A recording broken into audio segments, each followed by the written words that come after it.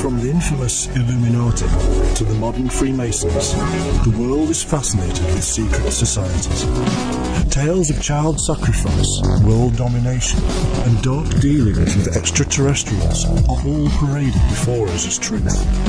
From angels and demons to the Da Vinci Code, one author at least has made an incredible living out of the whole world of conspiracies.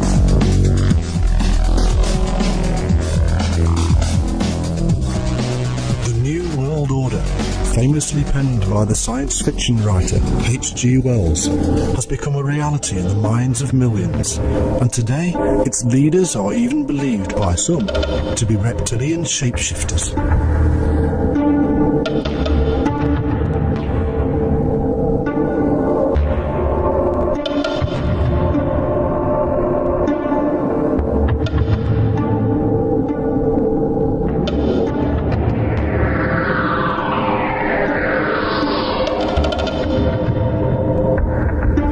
Massive amounts of information set before us now on the World Wide Web may be spreading further and faster than ever before, but the belief in a powerful and secret ruling elite is nothing new. In fact, secret societies have been around almost as long as man.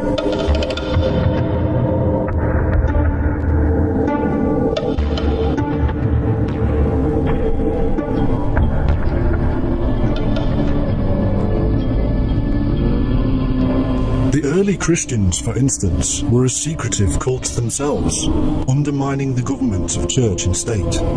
They adhered to secret forms of communication, had rituals, and were aggressive in their rise to power, spreading the word of their God far and wide. It takes generations, but a secret society here can be proven to have influenced our culture, our beliefs, and to have eventually grasped power itself. This pattern can easily be found in many other forms, such as Islam, the Roman and Greek empires, revolutionary Russia, and many more.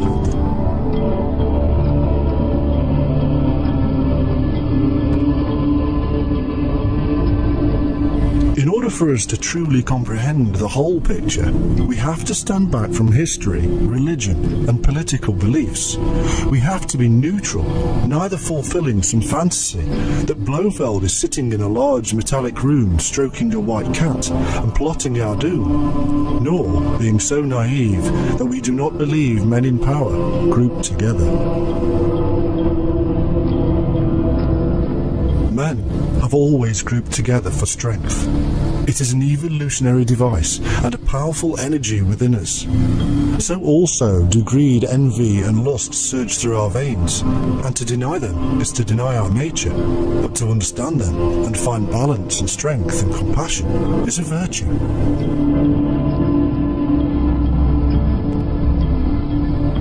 One of the most confusing elements for any researcher coming to the world of secret societies afresh is the dualism they discover.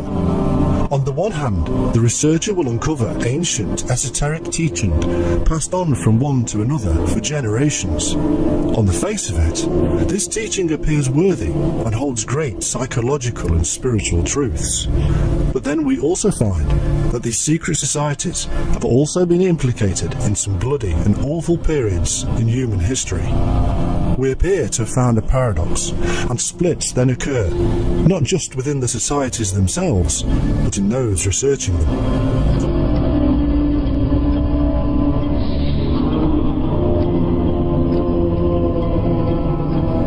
Following many years of research into the mind of man and the history of his actions, I am of the opinion that this paradox can be explained simply.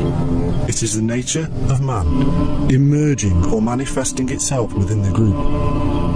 All men are divided within themselves, so our ancient texts and even our modern psychologists tell us. This division is communicated to the wider human body, the society. This is the reason that Democrats and Republicans, who both want similar ends, find themselves on opposite sides of the political divide. In such divisions in our society, we see the duality of the human mind revealed before us in often graphic terms. Secret societies gather these divisions together. After all, Democrats and Republicans are Freemasons.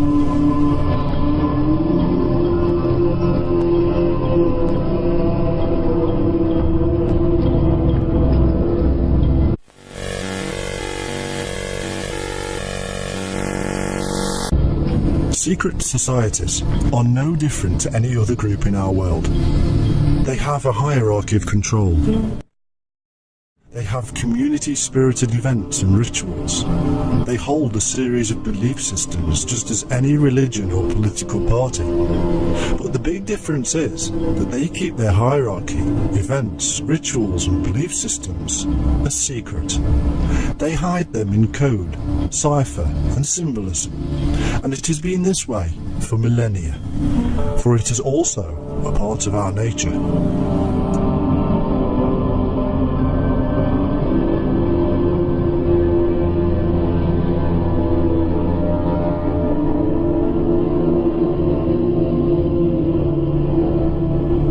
This is the true power base of the world's secret societies, that they understand our nature, our minds, our yearnings, and they utilize this knowledge for whatever ends they currently see fit, just as any good religion or government has done for centuries.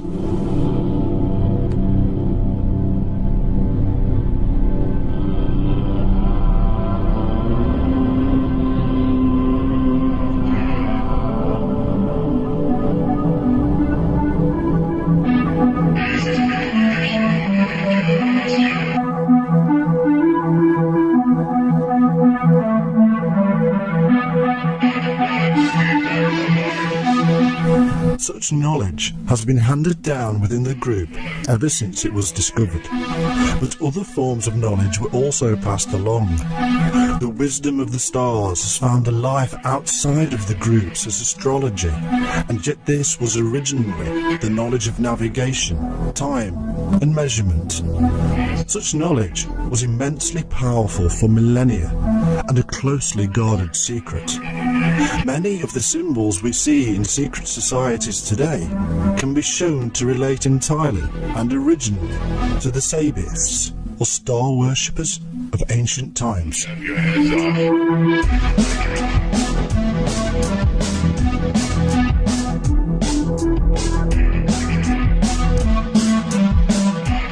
It was the stars and planets that guided them safely to wherever they needed to go.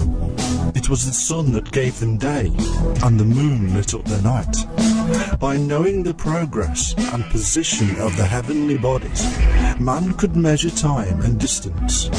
To ages that did not have the clock, satellite guidance systems, and cheap flights, these were matters of survival, and because of this, they were jealously guarded, and secret groups emerged.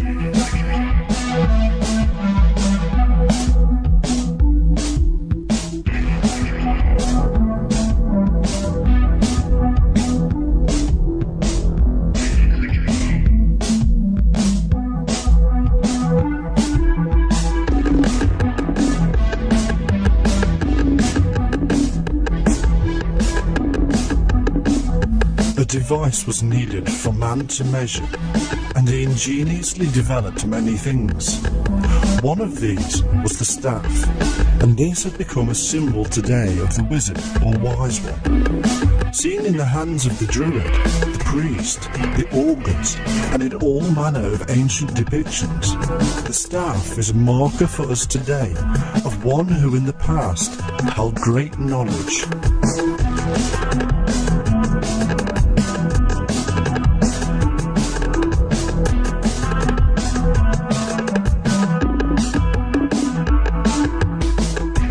Such knowledge knowledge was in the hands of those who researched it, discussed it, and tested it. These were people in ancient times who needed time to consider these things.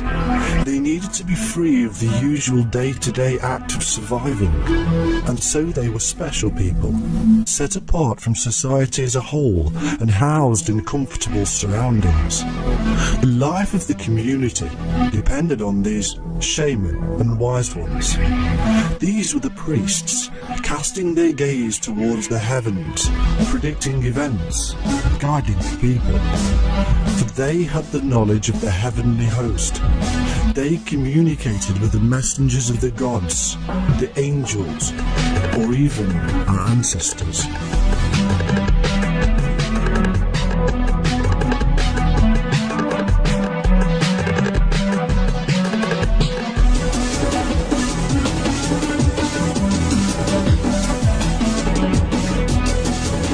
Folklore, fables and legend have since erupted around these special people. Today, we can believe almost anything is true of them, rather than see the basic physical realities of life. The truth is that these early people were very clever and very in tune with nature and its measured cycles. Their knowledge was so powerful that tribes would often fight to steal one another's holy men.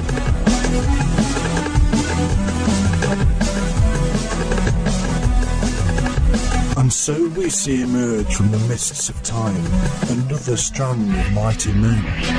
These men were essential for the progress of the great knowledge, for they were responsible for protecting the thinkers. What emerged was a warrior brotherhood dedicated to defending the peaceful brothers who were the wise men of the tribe, holding special and unique esoteric knowledge as if they were empowered by the gods themselves.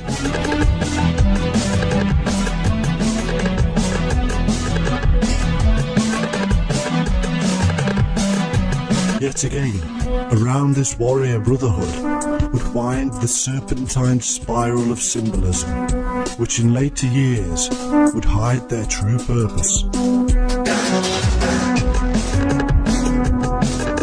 The eventual knowledge of these groups would be deemed sacred and protected. Whether it was practical methods of survival, navigation, measurement, or psychological and spiritual inner wisdom, it would become the ground plan for future secret societies, and as populations grew, it would bestow great power and danger upon them.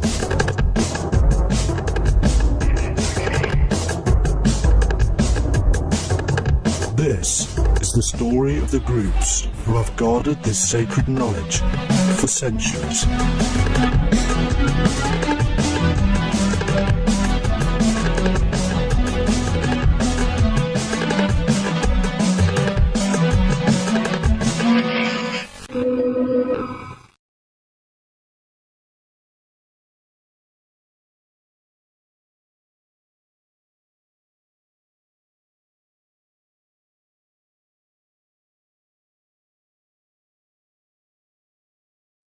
From ancient times, there have been tribal priests and warrior elites to protect them and the people in general. In Persia, the Magi watched the stars and worshipped the sun, just as in Europe the Druids were the wise priests. In Egypt, Greece, Rome, India, and almost anywhere else we can imagine, the same process is to be found. A priest worshipping, mapping and measuring via the heavenly host, and a warrior class offering protection.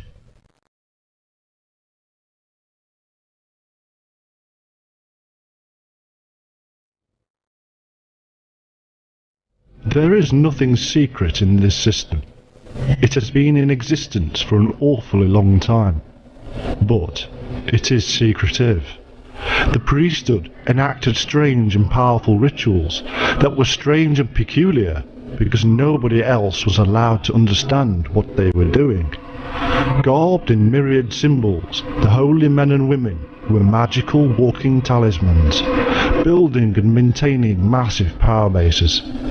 As their strength grew, so too did their warrior brethren, and as time moved on, their symbols became more and more obscure.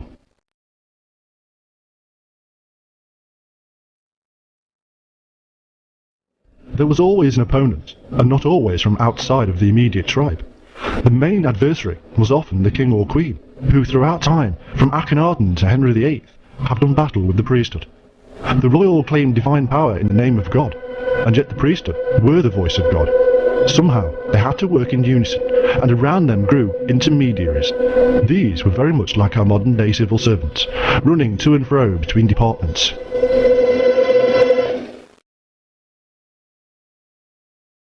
These civil servants eventually became more and more powerful in themselves, because they had knowledge from both sides and could easily manipulate the events of state.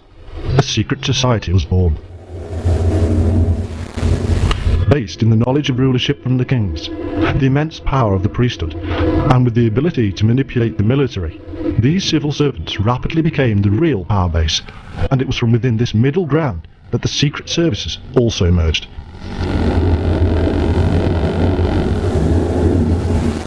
Gods came and went, kings and lineages died out, political leaders are voted into and out of office, but the civil service always remains, with their very own bloodlines continuing the family business. The pattern of rule the world over is little different to this triple-headed monster. We have a leadership which from the earliest times was based on the royal dynasties, but in modern times has become more secular and politically based. And we have the intermediaries of the civil servants, including those within the legal, financial, and administrative systems.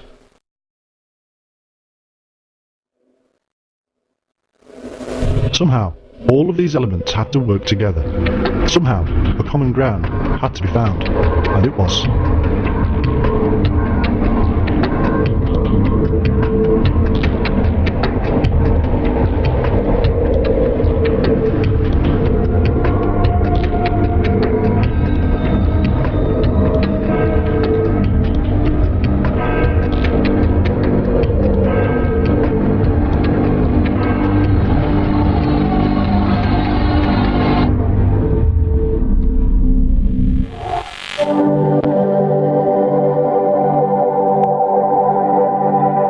We saw earlier how the origins of many of the symbols found within the world of secret societies originated from Sabianism, or star worship.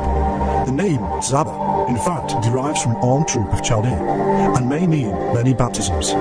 They worshipped the pole star as the creative principle, which they called IAO, a device later to be found within Christianity, and according to Freemason, secret society expert and self-proclaimed Antichrist, Aleister Crowley, also means Isis, or nature, ruined by Apophis and resurrected by Osiris. A claim with no basis whatsoever, but utilised by Crowley as self-propaganda, making him appear highly knowledgeable.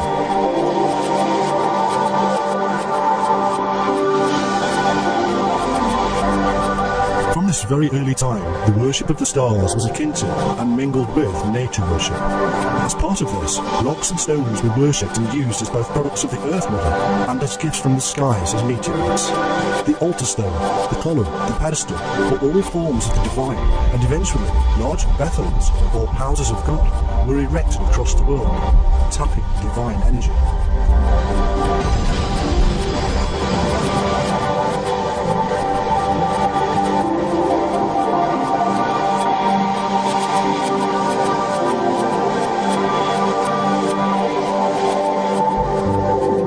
Chaldea, Asia, Egypt, Africa, Greece and Europe were all utilised in this massive and ancient construct of the divine energy. Smaller rocks or meteorites were fashioned into the images of the gods and were known as the Kabiri, the wandering gods. Eventually, this symbolism would fall into alchemy as the philosopher's stone, with many psychological and spiritual additions and meanings.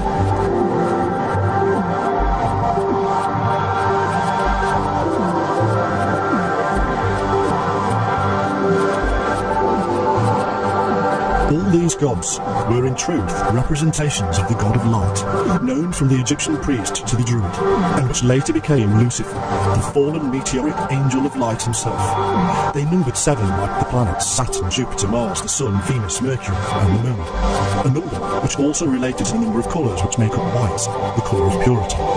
Little wonder that the number 7 should become immensely important to later adherents of the arcane.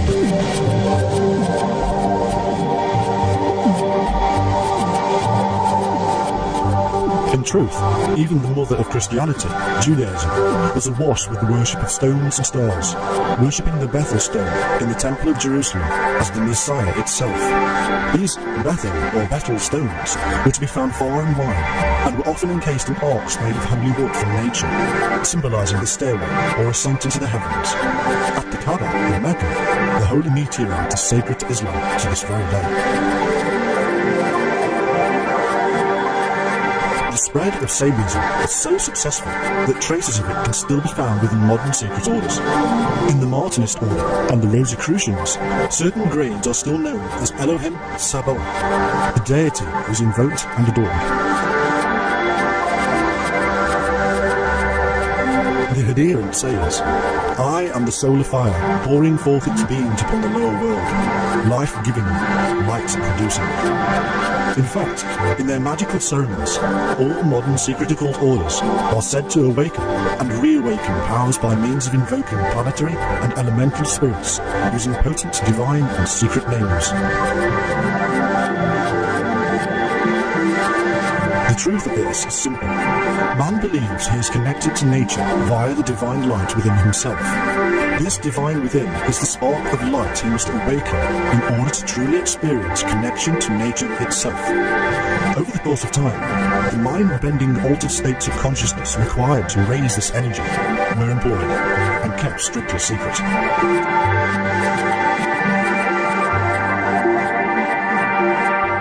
As one Rosicrucian and Freemason put it, "There is in nature one most potent force, by means of which a single person who would possess himself of it and know how to direct it could revolutionize and change the whole face of the world. This force was known to the ancients, and the secret is possessed by the secret schools of the present day. It is a universal agent, whose supreme law is equilibrium, and whereby, if science can but learn how to control it, it will be possible to send a thought in an instant around the world, to heal or slay at a distance, to give our words universal success, and to make them reverberate everywhere."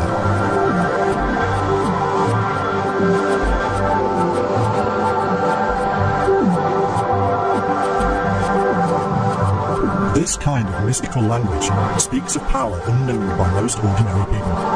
It has been used and abused to entice people into the fold and to control them for millennia. The physical actions required to attain this so-called special power reveal simple hallucination and drug-induced trance states, not physical and scientifically provable natural phenomena. It is a control of the mind, and subtle suggestion to the initiate reinforces beliefs in hidden secret Tibetan masters or great white brotherhoods.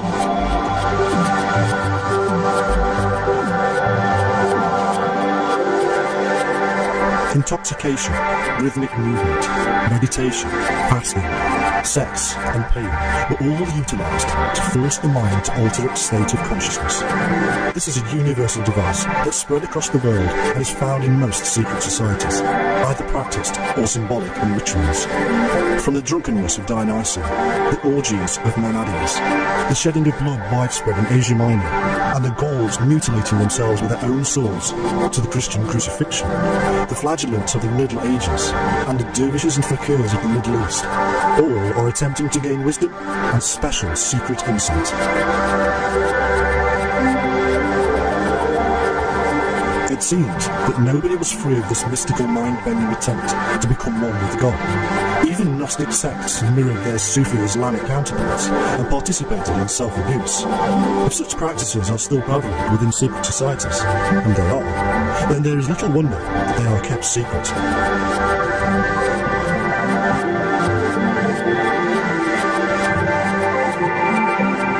incredible ceremonies can be found in the mysteries of Eleusis, the esoteric, secretive world of the Greeks. In fact, these secretive ceremonies originally derived from ancient Egypt, predating 1500 BC. In one such ceremony, the sacred phallus was erected, a device we know to have originated from Egypt due to the evidence of Clemens of Alexandria. The phallus represented the virile part of Osiris, which was cast into the Nile by Typhon, and to which Isis ordered sacrifices and offerings. It is in fact the IAO, or creative principle, worshipped from the very beginning by the Sabaists, pointing upright to the pole star, and hence perfect balance. The phallus was a stone, seen in India as the Shiva Linga, or stone of Shiva. It was yet another representation of the stone of the philosophers, to rise again like the phoenix of the alchemists. Shiva, Osiris, or whatever we humans call it, we are in fact still talking about nature and the fallen heavenly light. Elements of all this, and much more, spread abroad and through time, and can still to this day be found within religions and secret occult orders. To go through them all would take forever, but what we have found so far can be broken down simply. The stars and planets were worshipped because they directed man. They offered him a means to measure and rule, a way to navigate and to tell the time of day and year. This heavenly process gave rise to the tales of Osiris and Isis, and much more. The sun and the moon and the cycle of life measured out by the gods. This powerful knowledge was jealously guarded.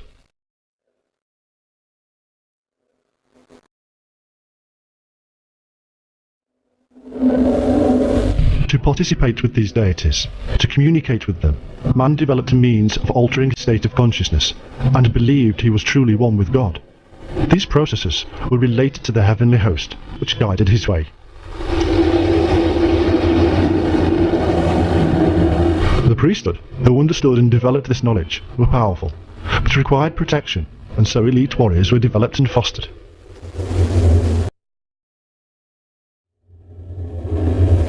The royalty used the tools and power given to him by the gods via the priesthood, but a clever balancing act was required between the priesthood, royalty, and military, and so intermediaries in the form of civil servants were created.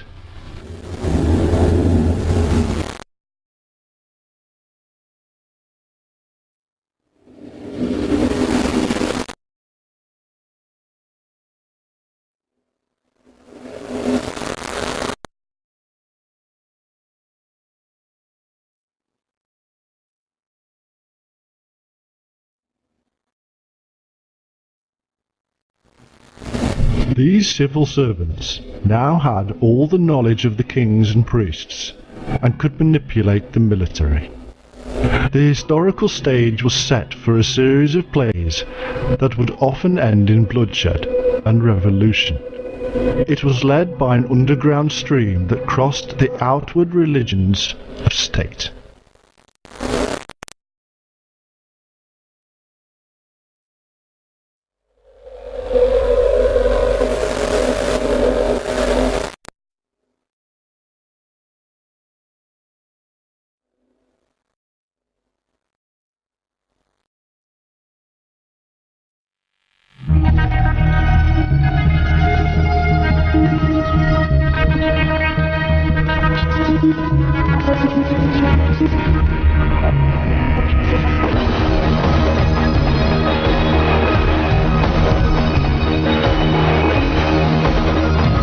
Sufi mystics wearing white and adorned with beards of wisdom matched their brothers in the Judaic Essene, the Druids of Europe, and later the Cistercians of Christianity. Each one sought out the divine light within, whether under the colour of Islam, Christianity, Gnosis, or paganism, terms that are often more modern than not. Each one held sacred the light of the divine, and utilised methods of raising the energy of light within themselves, which they symbolised with the serpent. And each one had a knowledge of the stars, navigation, measurement, and held sacred rocks and stones.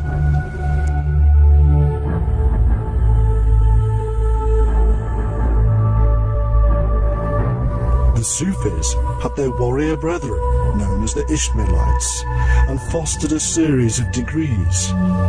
According to the writer Springett, in his Secret Sects of Syria, the Sufis are a secret society of Persian mystics, philosophers and ascetics, whose original religion may have been that of the Sabaeans, or star worshippers.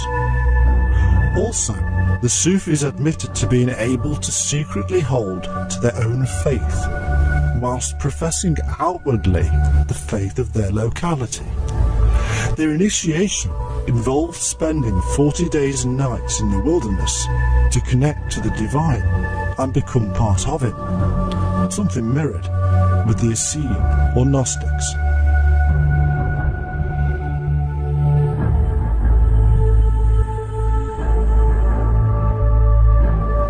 The Essene, or early Gnostics, worshipped their heavenly host and were protected by the Chaldeans, an elite fighting force known as the Knights of the Temple. The Cistercians created the Knights Templar, who themselves have been accused of heresies akin to the Sufis and Gnostics by the very church they were part of.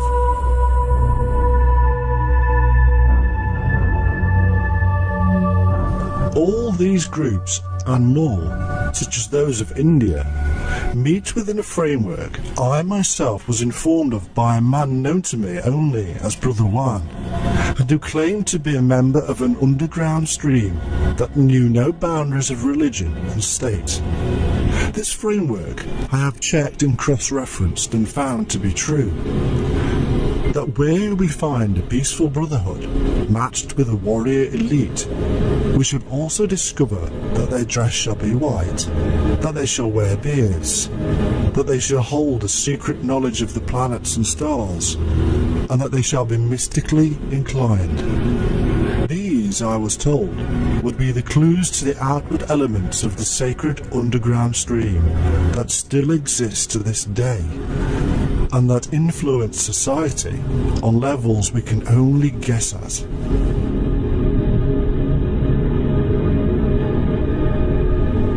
My question has to be this: what is their purpose? Is it simply that they seek the divine in nature? Do they really only wish to uplift humanity as they have claimed? If this is what we believe, then so be it.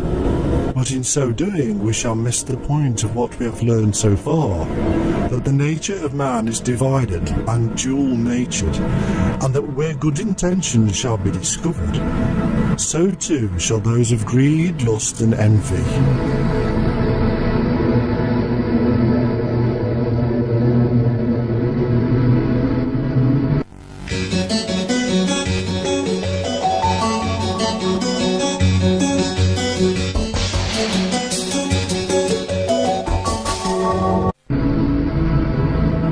History tells us that Sabiism spread across the Middle East, taking with it concepts of the divine light within man himself. We then discover these elements emerging in the strange, non-biblical writings known as the Lost Gospels, and which in fact came from the infamous Essene or early Gnostics, who worshipped the serpent and the sun, or light.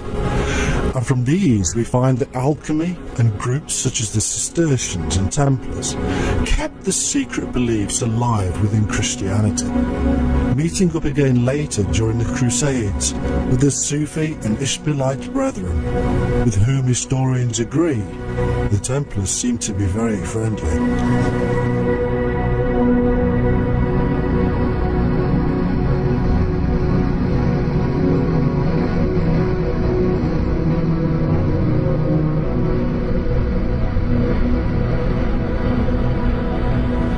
What happens next? Alchemists appear to aid in the forming of secret occult orders, and the Freemasons, Illuminati, and various other secret societies emerge with strangely the exact same principles at heart as our early Sabiists. If one were to draw a line through history to connect influences, then my line would certainly have to seek out these various so-called separate groups, For it is also from within these self-same groups that truly amazing discoveries are made of new lands and coded maps emerge, utilizing the images of solar worship and serpents.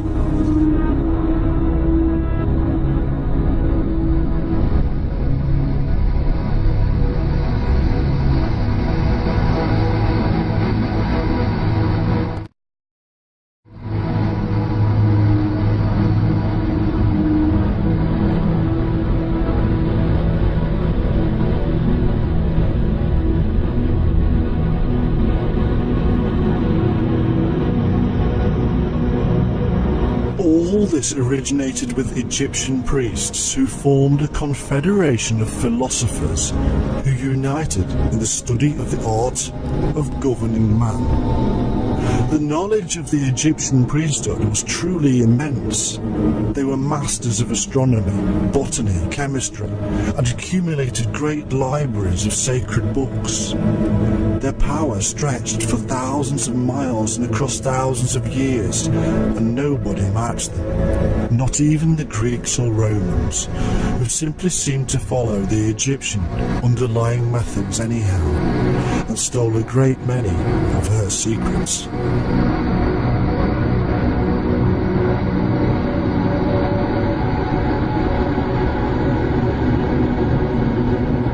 Almost all the mysteries can be traced back to Egypt, where the initiates into the temple underwent similar processes as modern occult secret societies. First, they were subjected to horrifying trials by darkness, fire and water, long fasts and trance-induced visions. If they survived and remained sane, then they were admitted into the priesthood. Hallucination was paramount in their work, using opium, datura, henbane, hashish, cinnamon, and laurel to form vapours which caused frenzy in the initiate.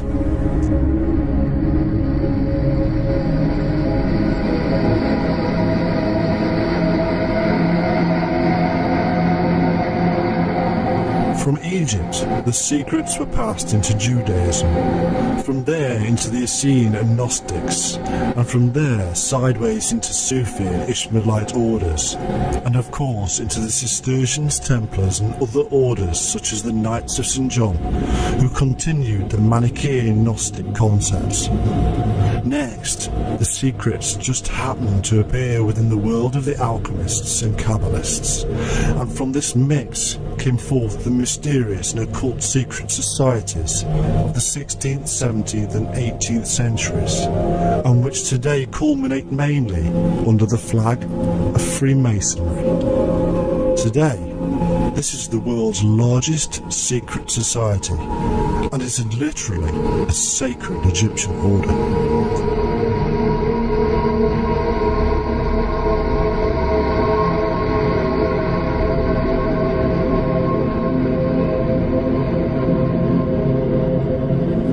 Whether we look at the Golden Dawn, the Rosicrucians, or even the infamous Illuminati, we find that they all revolve around the Freemasons. They were created by or from within the Masons, and often their supposedly separate discoveries have merged back into the fold.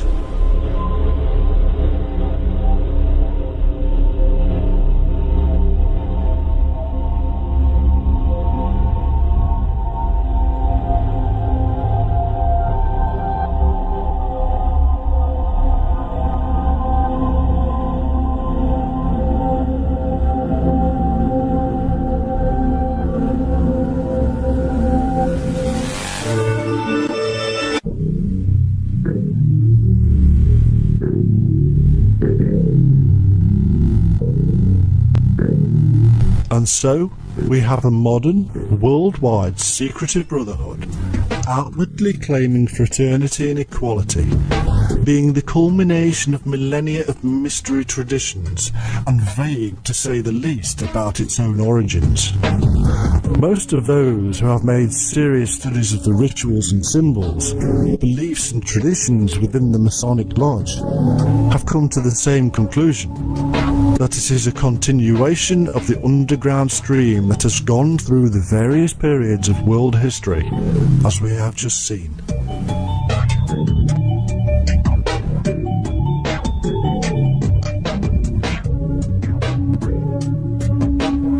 It all began in the knowledge of the heavens and the mind of man. It all revolved around strength, and so our question has to be today: what is the true purpose of the modern elite within the Brotherhood? Is it truly one of charitable works? Yes. Does it still maintain ideas about reaching the divine in balance and wisdom? Yes. Is it an organisation seeking influence and power? Yes. Has it been involved with revolution and scandal? Yes.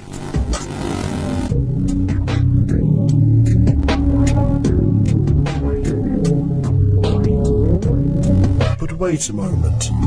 Surely, if Freemasonry were truly a continuation of the ancient secretive occult groups, then somewhere hidden within its folds would be the Illuminati, or the illumination of the self. This mysterious energy which is supposedly reignited by adepts. Well, we need to delve a little to discover whether this is true.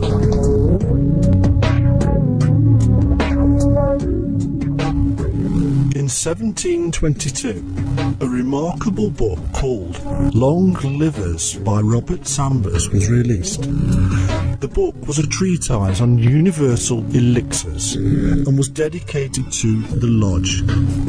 In the book, the author indicates that illumination was in fact part of the process within Freemasonry for attaining eternal life. These concepts, we are told, were only to be found at the higher grades and used the language of the Rose and the Cross, the language of the Rosicrucians.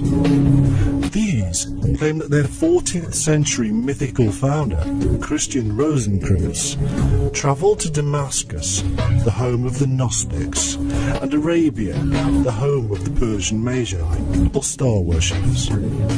They claim to be the Invisibles, and to simply be a continuation of ancient mystery sects from Egypt, Eleusis, Samothrace, Persia, Chaldea, and India, all homes to the mystical process of enlightenment.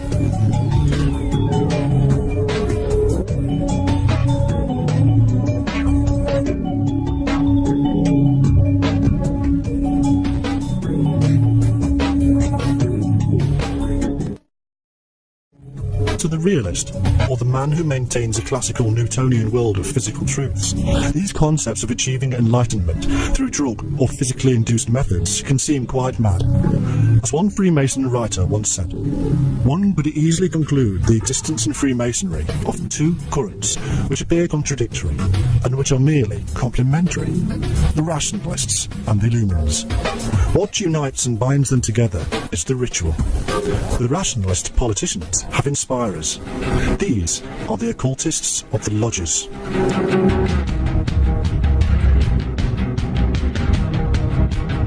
And so we are told that Freemasonry is quite aware of these two worlds, the logical, political and protective world of the ordinary Mason, and the inner sanctum and spiritual world of the mystic.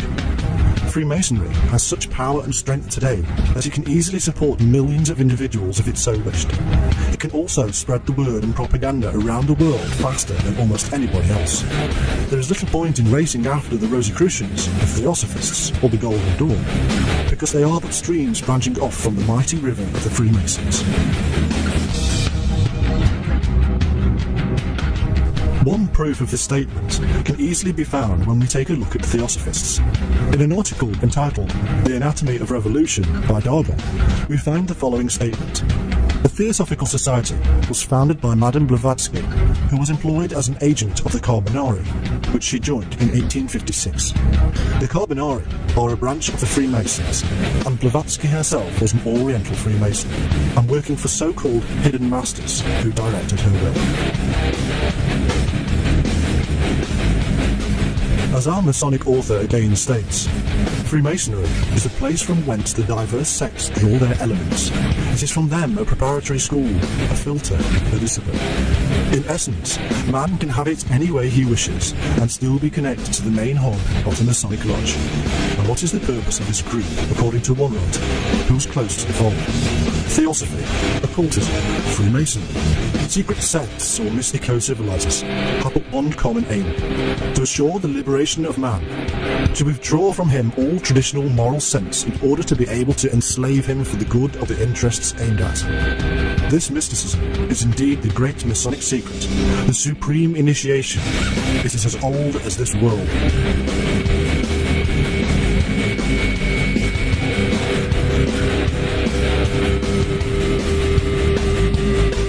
In 1822, the Prime Minister of Austria addressed the Russian Emperor Alexander with the following stark warning: "These societies are a malady which eats into the social body in its noblest parts. The evil has already thrust out deep and extended roots. Europe runs a risk of succumbing to attacks upon it ceaselessly, repeated by these associations. Absolute monarchies, constitutional monarchies, republics, all are threatened by these levelers."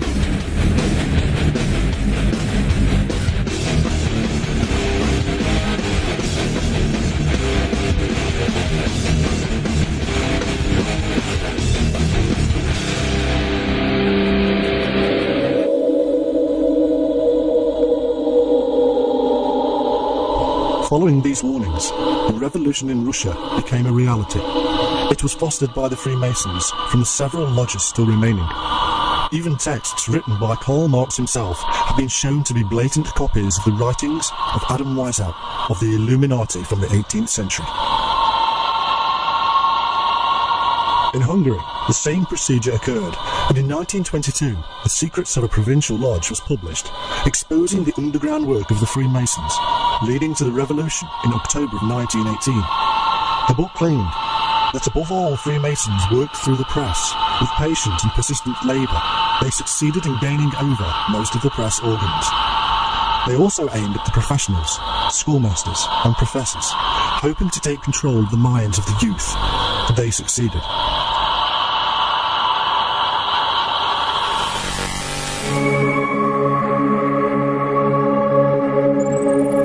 In Spain, a long effort by the Freemasons also brought revolution. Deschamps wrote in 1881 that the revolutions which since 1812 have succeeded each other in Spain have been caused for the most part by the rivalries of the different Masonic factions, which always unite in order to fight Christian social order.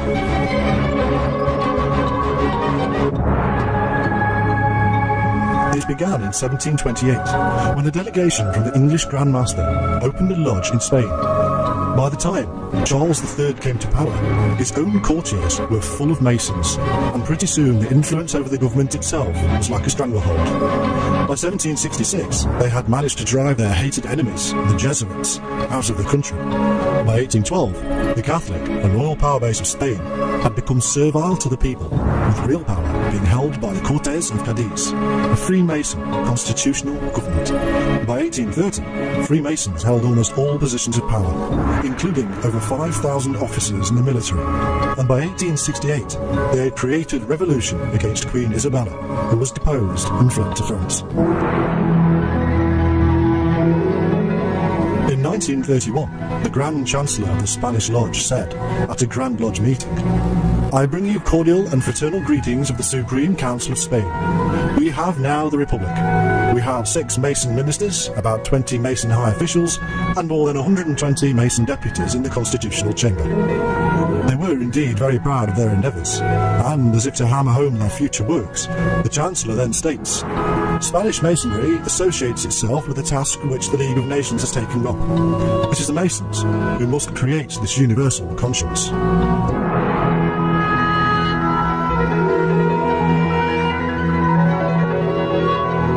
Later, the League of Nations would become the United Nations, and would itself be full of Freemasons in positions of the highest authority.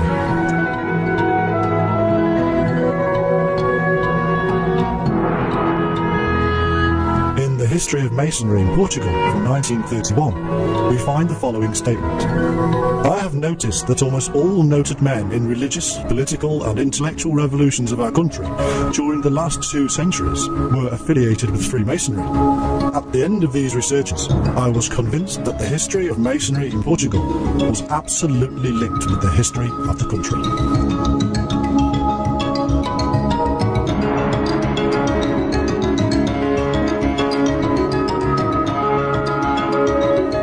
These tales of Masonic power struggles in Europe can go on and on, from Italy to France, Great Britain to Russia. For instance, in 1903, a Freemason had created the International Court of Justice. By 1917, Freemasons such as Libet and Mioni were setting up the League of Nations.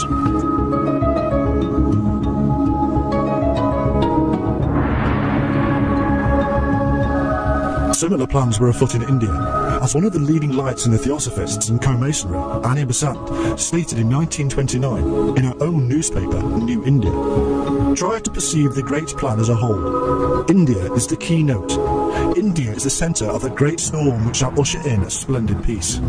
No true Theosophist, and certainly no one who is working for the inner government of the world, will be careless of India's welfare. Co-masonry has been given to India that it may be a powerful, organised force for India's service."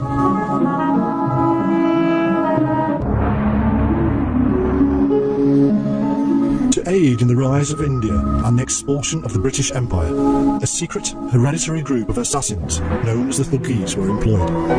These men were devoted to the goddess Kali, although the actual origin of the Thuggis is much debated.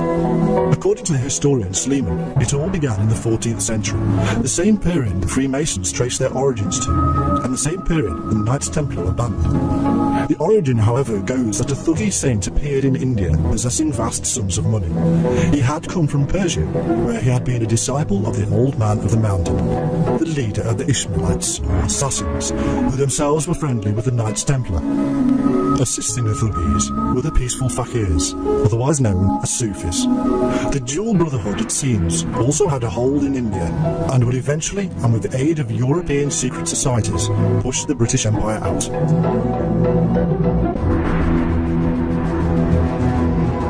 The clever thing about the Thuggis was that for centuries they had been like secret service sleepers, existing as part of society with ordinary lives and jobs, until called upon to rise, then seeping back into society and passing on their secret trade to their children.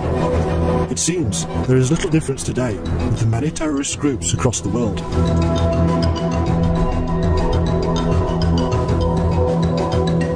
And what was the Theosophists and co-masonry's true purpose in aiding this Indian uprising? As Annie Besant herself stated, it is in shaping their aspirations toward nationhood as an integral part of the coming world empire. In short, this secret occult society would shape the opinions of the ordinary people of India in order for the socialist revolution of a new world order to come to fruition. She enlisted the aid of the Labour Party in Britain, as well as leading thinkers such as George Bernard Shaw, Ramsay MacDonald and Gandhi. And all of this, it is claimed by the Theosophists themselves, as directed by some inner government of the world.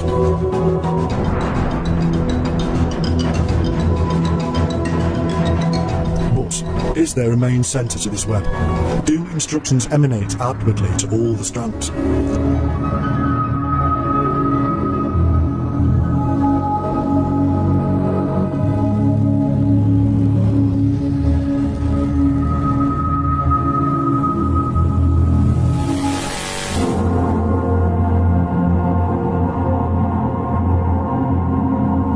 The facts are that Grand Lodges have spread into other nations and planted their systems of growth and control so successfully that the history of the world cannot be written now without their involvement. However, even the Masons admit that over time the forms of Masonry became divided. French Mason Albert Lantoin said, "The ancient chain must be soldered again, which in making the order more powerful would allow it to influence, in a humanitarian sense, the politics of rulers."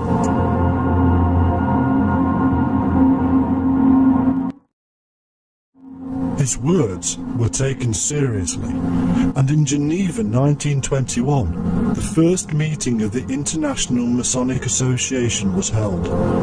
In 1922, the orator of the Grand Lodge of France at the IMA meeting stated, "My brother Masons, my hope is that Freemasonry, which has done so much for the emancipation of men, and to which history owes the national revolutions of 1789 and 1871, will also know how to make the greatest revolution, which will be the international revolution."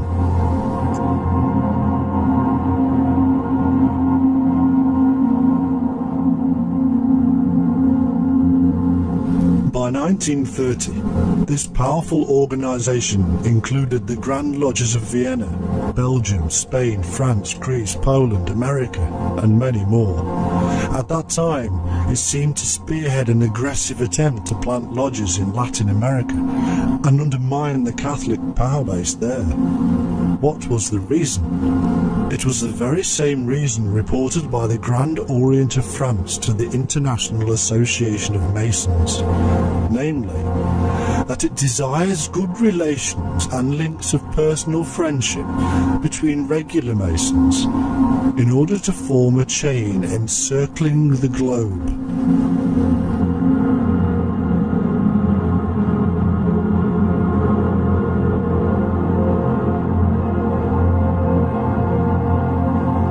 Even Islam was not free of Masonic intrigue. In Turkey, revolution was sparked by the Freemasons, who had become acquainted with the Turk militarist revolutionaries, and by 1908 they had deposed the government.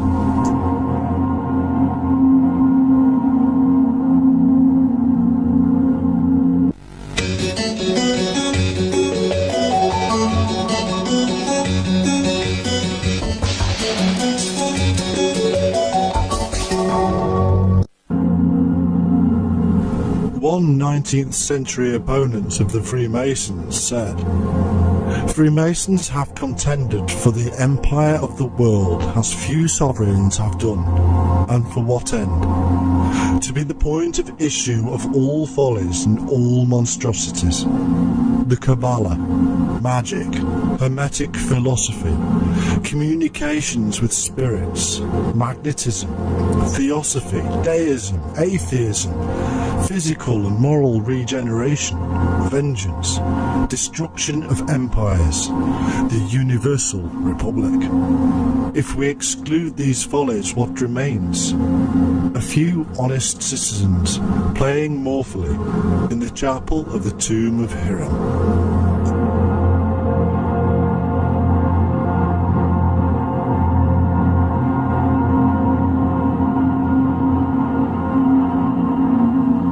Today, there are millions of honest citizens playing in the tomb of Hiram, blissfully unaware of the massive game they are part of. I have been asked on several occasions to join by people I respect greatly, but I always refuse because I wish to be bound by no statutes or regulations other than those from which I cannot escape.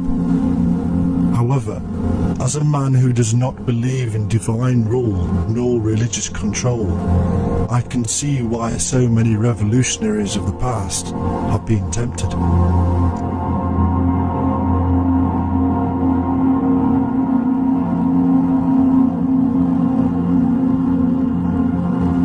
However, to my mind, it is no different to Muhammad telling the slaves he would set them free, or Hitler calling his German people the chosen ones, or the Jews stating that they are the children of God. It is a divisive and destructive thing. It sets man against man. The Freemasons argue this point, claiming that they are not religious, and yet they hold dear to the grand architect of the universe, and have created rules, dogma and doctrine more fanciful than any religion I know. Freemasonry is a religion, and does believe in divinity. As the Mason expert Oswald Wirth wrote in the last century, "To become as divinity, Such was the aim of the ancient mysteries. Today the program of initiation has not changed. No, to me it is another system of control, another method of power under the cloak of being yet again for the people and by the people.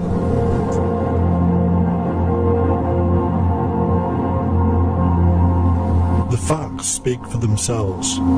Great works of charity are done by all religions, including Freemasonry, but great destructive works are also thrust upon us. Often these groups and faiths bring revolution and war, and then claim the high ground when they clean up the mess afterwards, as if they were the guardian angels. In the meantime, innocent people and animals have suffered.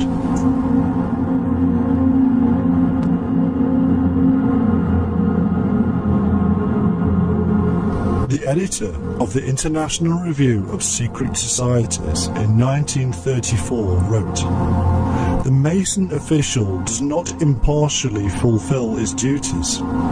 He places his public authority at the service of his secret chiefs. The Mason judge is not free. He is obliged to submit to fraternal pressure." There is nothing different today. No rules or regulations given by the Grand Lodges has changed this sentiment. The laws of nations may not allow for such intrigue, but the Mason, who is the judge, political leader and company director, does not need to worry about such things.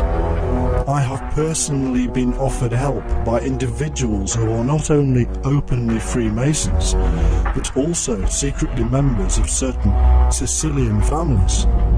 Such offers are always rejected out of hand, because it is a proven method of enticing people such as me into the fold.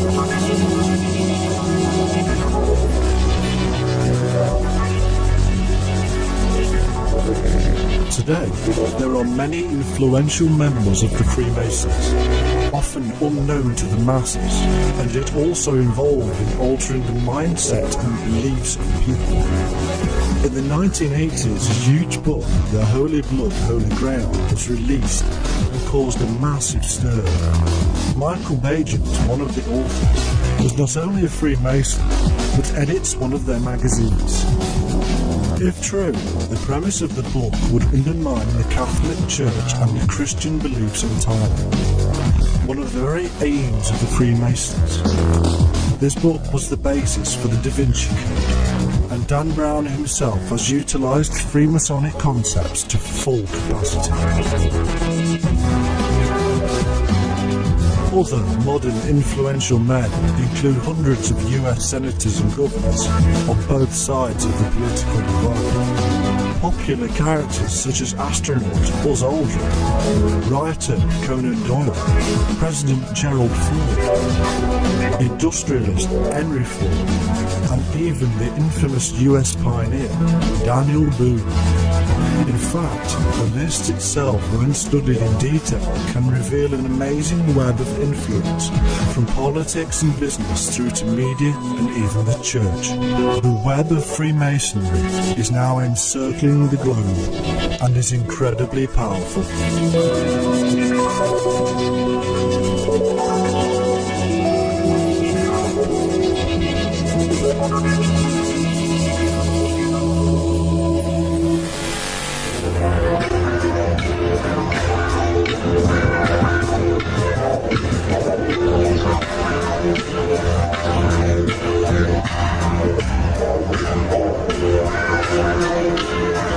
I recently visited Sydney, Australia, with the television reporter George Knapp from Las Vegas and Daniel, my Australian guide and friend. Over a few beers, we were studying a map of the city and noticed the Sydney Masonic Lodge. We all agreed to pay it a visit and to see if we could gain access and take a look around. We were all staggered at the immense size of the structure, looking something akin to a major world business or political institution.